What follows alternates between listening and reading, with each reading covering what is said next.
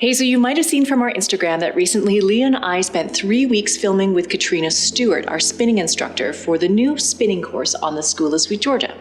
It's going to be called Spinning Up a Level, and we just started releasing the course content this past week. So now, in spending 3 weeks with Katrina and Leah, we had a couple of really great conversations, which really got me thinking about a lot of things. And so today we're going to talk about learning progression, imposter syndrome, and the importance of doing your homework.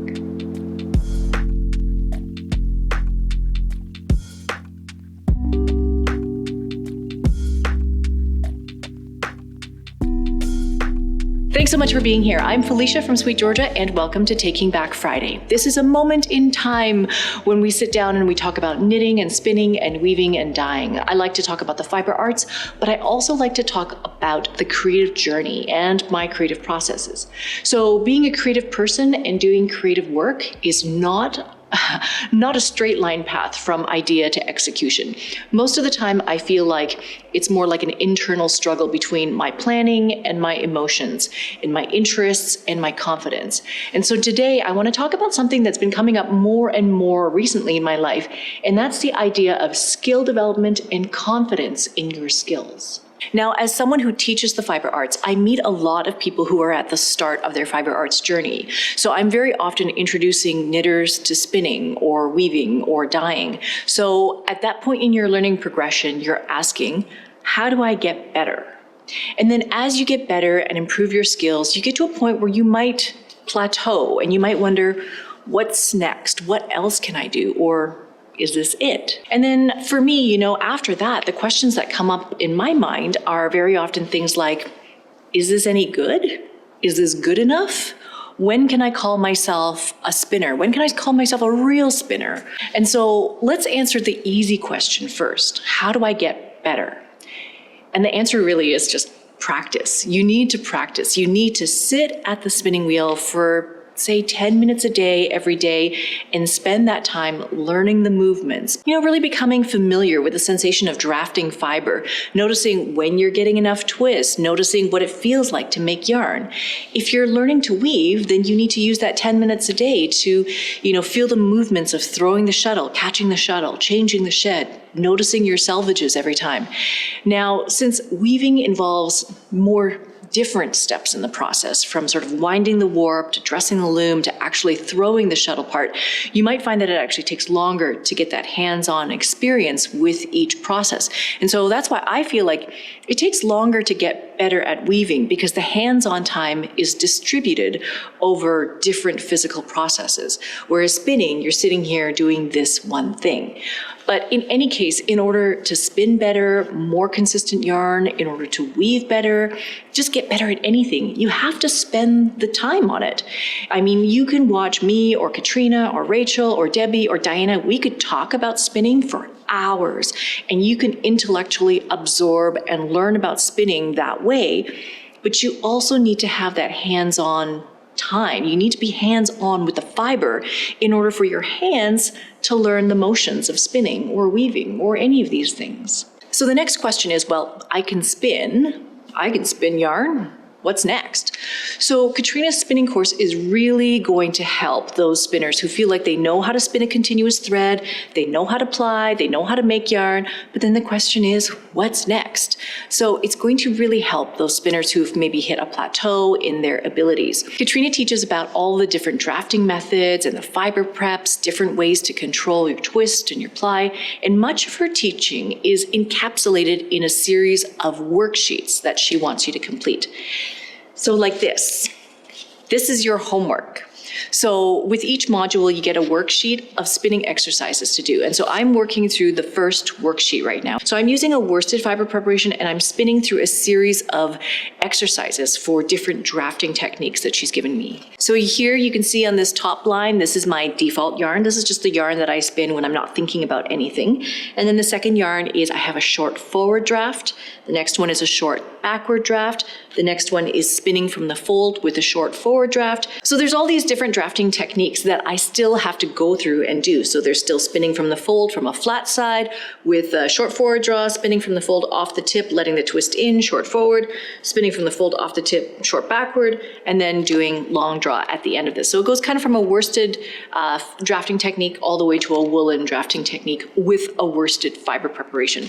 So this is like, it's a chunk of work right now. So you can see I'm just using little strips of fiber for each sample. Each one of these little sample skeins is just this much fiber. This is not an onerous amount of fiber to spin for a sample, and each sample takes me maybe about 10 minutes in total to do. This one happens to be the Targhee that we're dyeing in the Spring Fling colorway. It's really lovely, really springy, really bouncy. So when I finish this worksheet, I'm going to do the next worksheet, which is going to be doing the same drafting techniques, but using a woolen fiber prep. So maybe like a giant carded bat. So Katrina has spinning exercises, which, push you in all these different directions, pushes you to spin thick yarn, pushes you to spin thin yarn. Then she gets you to spin to a specific number of wraps per inch. All of these exercises are designed to push your spinning skills to the level where you have mastery and control over your fingers, over your abilities. Like, can you make your hands do what you want them to do? And again, the way to progress in your learning is to spend the time at your wheel and intentionally practicing spinning with control. You got to do the work. And that became kind of a running joke in between takes when we were filming all of this. We would just say to each other, do the work, because we believe so strongly in the importance of doing these homework assignments. They will help improve your skills, no doubt about it. Finally, I think that the reason that it's so important to do the work is to actually help fight imposter syndrome.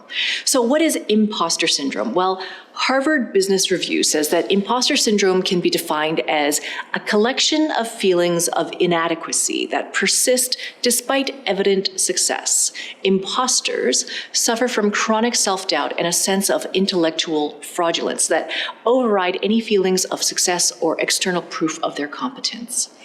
So as a creative person, I wonder if you've felt feelings of inadequacy or chronic self-doubt. I know that I certainly have.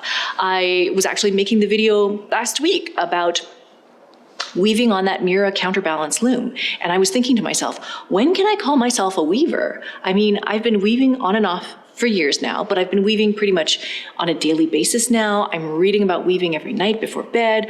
I'm teaching about weaving, but I still often wonder when I will be good enough to call myself a real weaver.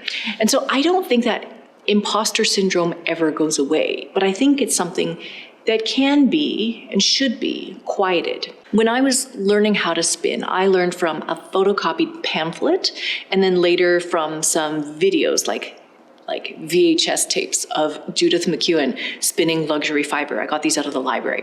I didn't know how I was doing. I didn't know if my spinning was progressing, if I was getting better at all. I just didn't know where I was at in any sort of learning path. And so I signed up for a spinning class at Place des Arts so that I could have a real live spinning teacher look at my yarn and tell me how I was doing.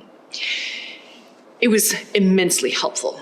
Now we're in a time where it's more challenging to be learning in person. I mean, whether it's COVID times or not, it's hard. It's just a time when we are learning more things on our own at home. And I think it's incredibly important to do the work or to practice in an intentional way, because then you can take a photo of your finished yarn and worksheets and show your work to Katrina on the School of SweetGeorgia, the community forums there. She can chime in and she can give you some love, encouragement, feedback, or suggestions about your work. It's so important so that you don't feel like you're out there doing it all on your own. You have a community of people who spin who can celebrate your wins with you. Now, another reason to do the work is that you have physical proof of your skills and abilities. You can tell your imposter syndrome to quiet down because you can say, hey, look at all the stuff that I can do and have done. Look at all my skills. It's right here in this pile. My skills are undeniable, and here is evidence of the work that I have done to learn those skills. And finally, when you do the work and you have this pile of proof, it allows you to validate yourself. It allows you to reflect and review your own work with a critical but hopefully compassionate eye. Then you don't need Instagram likes to tell you that your spinning is awesome. You should be able to look at your own spinning and decide if it's awesome. Be kind to yourself, and if you don't like the yarn that you've spun, then use that as a springboard to learn and practice more. Think about why you don't like it and what you can modify the next time you sit down to spin. So when you have done the work, I encourage you to celebrate. Finishing one worksheet is a win. Finishing all the worksheets is a huge win. Celebrate and own your accomplishments. All of this stuff helps with defeating or overcoming or fighting that imposter syndrome, not feeling good enough. You are absolutely good enough. You have proof that you're good enough. I hope that this little conversation was encouraging and helpful. I know that many of us struggle with the question of whether or not we're good enough or how we can get better. Hopefully, I have convinced you about the importance of practicing your skills and doing the work.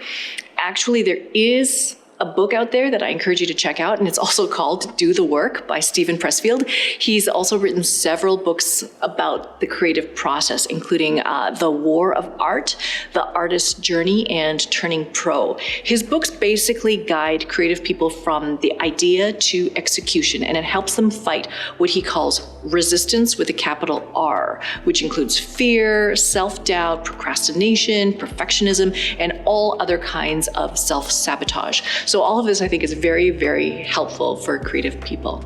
Okay, that is it for today. Let me know if intentional practice is a thing that you do and if it's helped you in your learning. Do you spend 10 minutes a day, every day, at your wheel or at your loom?